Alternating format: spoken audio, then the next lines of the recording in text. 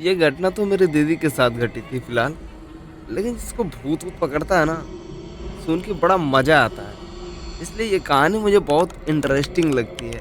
तो मैं आपको बता रहा हूँ, शुरू से बता रहा हूँ, सुनिए आप। घर में मम्मी खाना बना रही थी और दीदी पढ़ रही थी। मम्मी खाना बनाने के बाद खाना-वाना टिफ़िन में पैक कर दी। पैक करने के बाद बोली, "ये ले जाओ पापा को खेत में दे के आओ। इसके बाद आना, फिर खाएँगे खाना, फिर हम लोग सोने चलेंगे।" तो दीदी बोली, "ठीक है मम्मी।" दीदी लालटेन उठाई और जाने लगी। क्या ना, हमारे घर के सामने एक छोटा-सा जंगल है। इसे झालुल नहीं बोलते हैं, वैसा ही है। खेत भी हमारे घर से ज़्यादा दूर नहीं था। यही करीब 4 से 500 मीटर दूरी पे था खेत, और इतनी ही दूर दीदी को खाना रोज़ देने जाना पड़ता था। फिलहाल पापा इसलिए नहीं आते थे घर पे, क्योंकि वो खेत की रखवाली करते थे। क्योंकि हमारे खेत में बहुत सारी सब्जियाँ पापा ने बोई थी, और वहाँ से हटने के बाद गाँव में पहले ना लीलगाह बहुत होते थे। वो लीलगाह फसल को खा जाते थे, तो हमारा बहुत नुकसान होता था। तो इसीलिए पापा ने कहा, मैं खेत में ही सोऊँगा, क्योंकि अगर यहाँ लालटेन जलती रहेगी तो कोई लीलगाह नहीं आएगा। तो सब लोग बोले ठीक है, तो पापा वहीं सोने लगे। इसीलिए दीदी उन्हें खाना देने जाया करती। पहले दिन तो दीदी के साथ मम्मी गई थी खाना देने, दूसरे दिन दीदी के साथ बड़े वाले भैया गए थे खाना देने, और ऐसे ही ये सिलसिला काफ़ी दिनों तक चला। और मेरी दादी डेली शाम को हम सबको रोज़ किस्सा और कहानियाँ सुनाई करती थी। शेर वाली, बाघ वाली, ऐसे-ऐसी बहुत सी कहानियाँ सुनाती थी दादी, जो सुन के हम लोगों को बहुत मज़ा आता था, और नींद जल्दी आ जाती थी रात को, कहानी सुनते-सुनते। तो उस दिन भी हम लोगों को दादी कहानी ही सुना रही थी, और दीदी उस दिन पढ़ नहीं रही थी, हम लोगों के साथ कहानी सुन रही थी। उसके बाद मम्मी बोली, "जाओ पापा को खाना दे आओ।" मम्मी सिर्फ़ पहले दिन ही खाना देने गई थी दीदी के साथ, और भैया जाते थे। तो भैया चले गए थे किसी रिश्तेदार के घर पे, तो मम्मी बोली, "किसको लेके जाएगी आज? एक काम कर, दादी को लेके जा और दे के जल्दी से आ जा, फिर खाना-वाना खाते हैं।" एक हाथ में लालटेन, एक हाथ में टिफ़िन, और पीछे से दादी, दोनों लोग जाने लगे। जाने के बाद खेत पहुँचे, पापा को खाना दिए, खाना देने के बाद रिटर्न आने लगे। दादी तो बहुत आराम-आराम से चलती थी। दीदी बोली, "तुम आओ आराम-आराम से, मैं तो चल रही हूँ आगे।" तो दीदी तेज़ी से आगे आ गई। तो वह आ गई घर के पास में जो जंगल है वहाँ। वहाँ आने के बाद उसमें से एक आदमी निकला, बहुत बड़ा और मोटा। तो दीदी सोची, ये पास वाले चाचा होंगे, क्या पता अपना खेत-ओत देखने जा रहे होंगे। वो बहुत बड़े भी हैं, 6 फुट, 6 साढ़े 6 फुट के हैं, और काफ़ी मोटे भी हैं वो। तो दीदी को पहले डर नहीं लगता था, तो उसने डरी नहीं वो। इसके बाद फिर दीदी सोचने लगी कि इस जंगल से तो कोई रास्ता भी नहीं है, तो चाचा इसमें से कैसे निकलेंगे? उनको आना रहता तो रोड से आते, इस जंगल के अंदर से थोड़ी नहीं आते। तो इसको शंका हुआ। दादी ने पहले ही बताया था कि भूत के पैर हमेशा उल्टे होते हैं, आगे का पीछे होता है, पीछे का आगे होता है। तो दीदी का दिमाग तुरंत काम किया, इसने उसको पैरों पे देखा तो उसका पैर उल्टा, आगे का पीछे, और उसका फेस पूरी तरह से सड़ा हुआ। दीदी देखी, तेज से चिल्लाई, चिल्लाने के बाद गिरी नीचे, बेहोश हो गई। दादी बोल रही है, "क्या हुआ, क्या हुआ, क्या हुआ?" तो दीदी के पास आई। पास आने के बाद देख रही है तो ये बेहोश हो गई है। तो दादी चिल्लाने लगी। तो मम्मी निकल के आई, मम्मी देखी, और बाकी के सब लोग उठ के आए कि क्या हुआ, दादी क्यों चिल्ला रही। इसके बाद दीदी को जगा रहे हैं, उसको होश ही नहीं आ रहा था। फिर उसके घर पे ले गए, खाट-ओट पे सुलाए, पानी-वानी का छींटा मारा गया, और दीदी को होश नहीं आया। तो मम्मी और दादी दोनों लोग लगे रोने। तो रोने की आवाज़ सुन के पापा खेत से घर आ गए, और यही रोने की आवाज़ सुन के आड़ पड़ोस वाले, मतलब गांव के सभी लोग कहने लगे, "क्या हुआ, क्या हुआ, क्या हुआ?" दीदी को लोग उठा रहे थे, और दीदी को होश ही नहीं आ रहा था। काफ़ी टाइम बाद दीदी को होश आया, तो उठते ही उसने कहा, "मुझे खाना दो, बहुत तेज़ी से भूख लगी है।" तो मम्मी ने खाना दिया।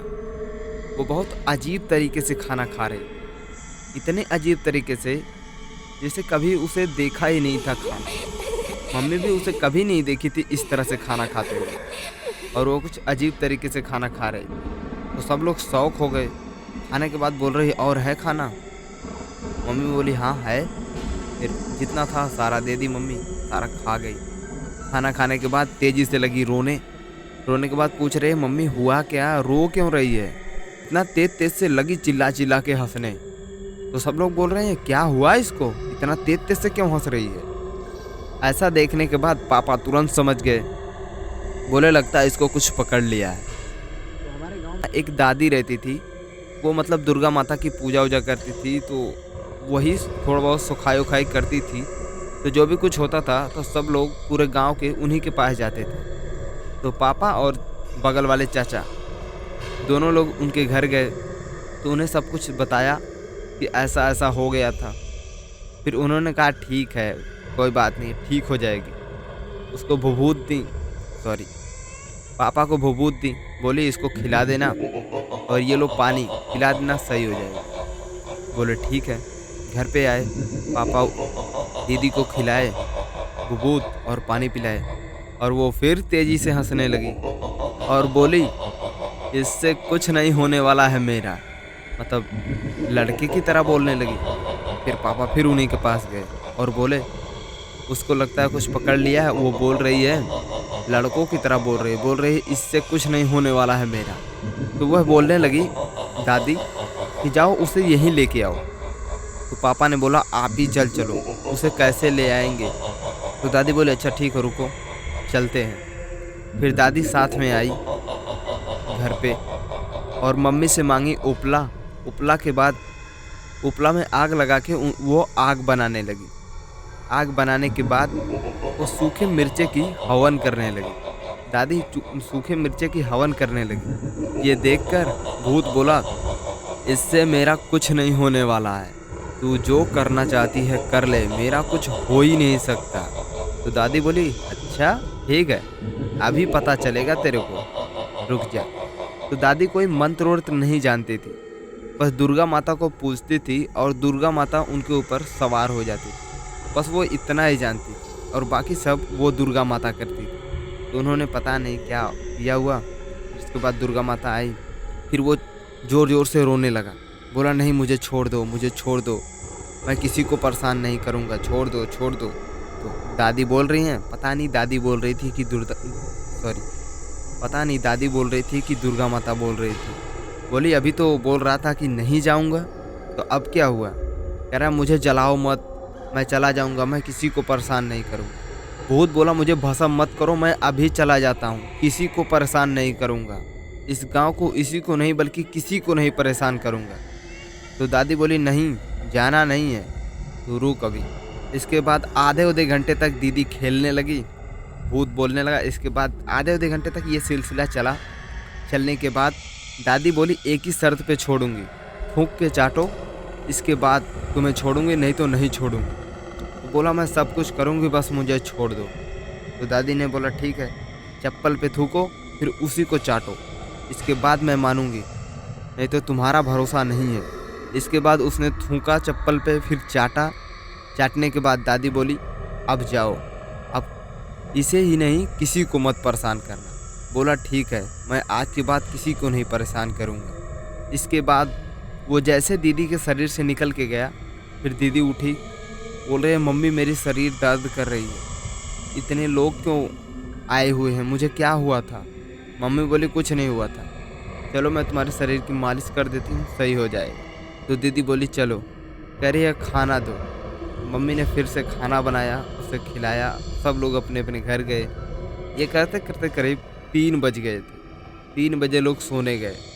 इसके बाद दूसरे दिन दीदी को बहुत भयानक बुखार हुआ और इसके बाद उसे दवाई वाई आई, फिर ठीक हो गई। तब से दीदी को, फिर इसके बाद दीदी को बहुत ज़्यादा डर लगने लगा, क्योंकि सुबह होने के बाद मम्मी भी सब कुछ उसे नॉर्मली बता दी थी। फिर इसके बाद वो उस दिन से खाना देने पापा को कभी गई ही नहीं। उसी दिन के बाद से पापा को खाना देने हर रोज़ सिर्फ भैया ही जाते थे। आज की कहानी बस इतनी ही, फिर मिलते हैं अगले वीडियो में। अगर मेरी वीडियो आपको अच्छी लगे तो वीडियो को लाइक करके चैनल को सब्सक्राइब कर लीजिए।